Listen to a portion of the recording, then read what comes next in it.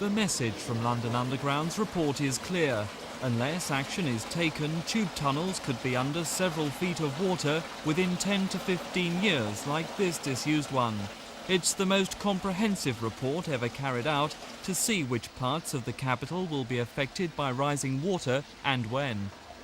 If no action was taken, this would mean that London Underground has got to start looking at the caulking of quite a considerable amount of its tunnels, possibly doing some cementitious grouting, and even installing new sumps and pumps to cope with the problem, something which we estimate could cost in the order of £8 million at today's prices.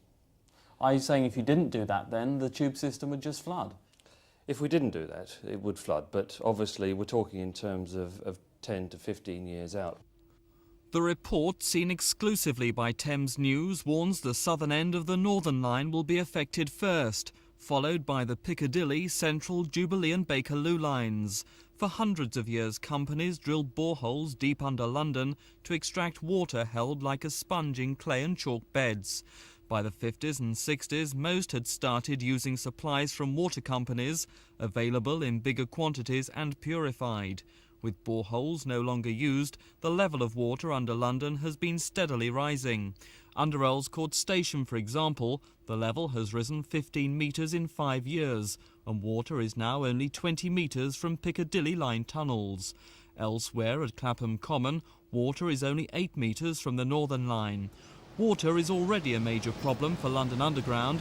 4 million gallons a day has to be pumped out from tube stations, which mainly seeps in from rivers.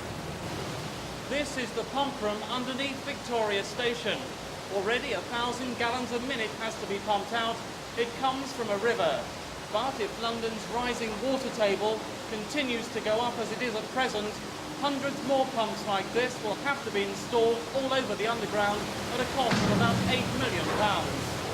Rising water will eventually affect buildings and basements all over London. The Underground say the best solution would be to reopen the boreholes and start pumping water out, but that's a government problem.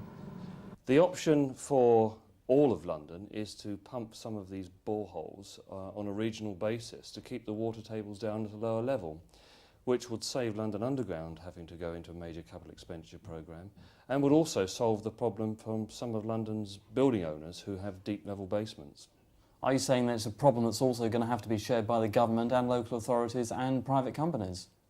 Very much so, yes. And what are they going to have to do? They're going to have to get together somehow and lobby government to actually start pumping these boreholes or to do something similar. The National Rivers Authority are preparing advice for the government on how best to tackle the problem. But isn't it ironic we face flooding at the same time as a water shortage?